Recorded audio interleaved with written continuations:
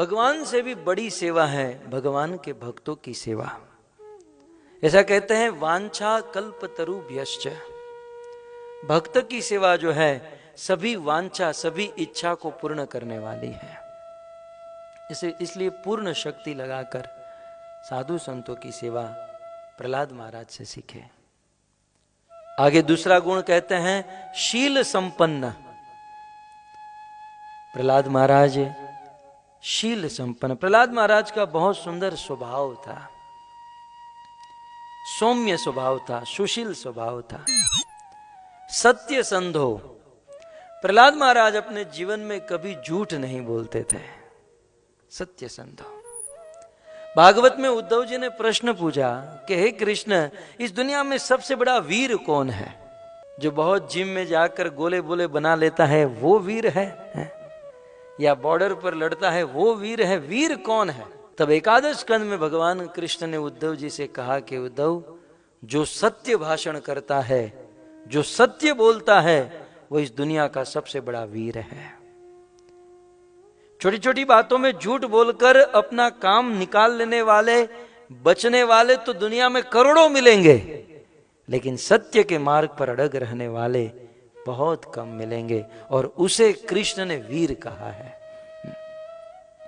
तो प्रहलाद महाराज में एक गुण था, ब्रह्मण्य, शील संपन्न, सत्य संधो, जितेंद्रिय।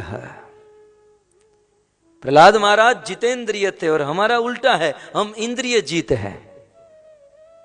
जितेंद्रिय माने इंद्रियों को जीत लेना, और हमारा क्या है? हमने इंद्रियों को नहीं जीता, इंद्रियों ने हमको जीत लिया है। 3 इंच की सिगरेट, 3 इंच नहीं तो ना मुकेश भाई, सिगरेट के लिए इंच नहीं हुई है? तो 3 इंच की सिगरेट 6 फुट के आदमी को कथा से खड़ा करके मंदिर से बाहर निकालकर लेकर जाती है। इसका अर्थ यही हुआ ना कि 6 फुट का 80 किलो का आदमी 3 इंच की सिगरेट के वश में हो गया। इसे कहते हैं इंद्रिय जीत, इंद्रियों के द्वारा जीता गया है। इंद्रिय जीत आदमी कभी सुखी नहीं हो सकता। जो जितेंद्रिय है, जो जितनी मात्रा में अपनी इंद्रियों को जीता हुआ है, वह आदमी सुख और शांति को प्राप्त हो सकता है। इसलिए अपनी इंद्रियों को जीतने का प्रयास कर। हमारा क्या ना, हमें बुद्धिमान बनना चाहिए। भागवत ने हमें सिखाया कि हम बुद्धिमान बने। कभी कभी हम बड़ी मूर्खता करते हैं। हम लोग इंद्रियों को सुखी करने के चक्कर में आत्मा को बहुत बड़ी दुर्गति में डाल देते हैं। थोड़ा बहुत इंद्रियों को सुखी करने के चक्कर में, थोड़ा बहुत इंद्रियों को लाभ देने के चक्कर में आत्मा के लिए बहुत बड़ी दुर्गति खड़ा कर देते हैं। बुद्धिमान व्यक्ति वो है, आत्मा की उन्नति कराने के लिए इंद्रियों से तपस्या कराए,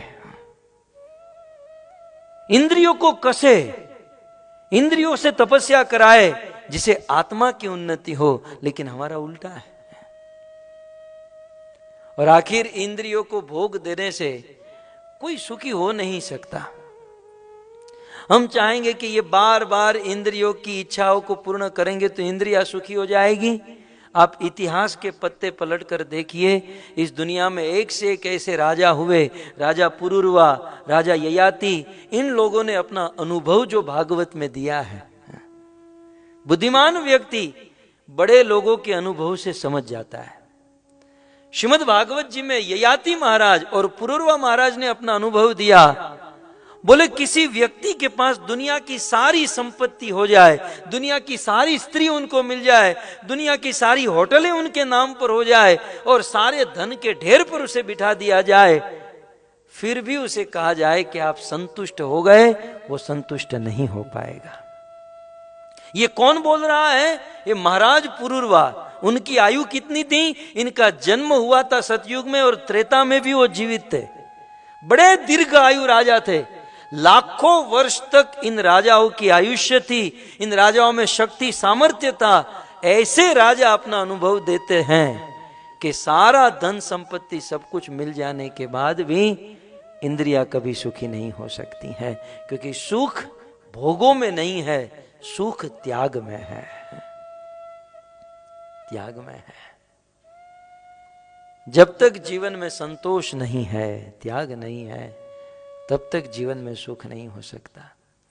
हय धन गज धन बाजी धन और रतन धन खान, जब आवे संतोष धन सब धन धूरी समान। सबसे बड़ा धन है संतोष, सबसे बड़ा धन है सेटिस्फेक्शन। मैं अक्सर कहता हूं, करोड़ों की इमारत में आदमी रहता है, दुनिया का बादशाह है वो, लेकिन हृदय में संतोष नहीं है, तो एयर कंडीशन में बैठकर भी वो हृदय जलता रहेगा। और कोई आदमी झोपड़ी में रहता है लेकिन दिल में संतोष है, तो वह झोपड़ी में रहकर भी आदमी सुखी होगा, क्योंकि संतोष सबसे बड़ा धन है। और ये संतोष जो है, ये सेटिस्फेक्शन जो है, राम और कृष्ण की भक्ति करने से ही मिलता है। और भक्ति में भी सबसे बड़ा साधन है हरि नाम, भगवान का नाम।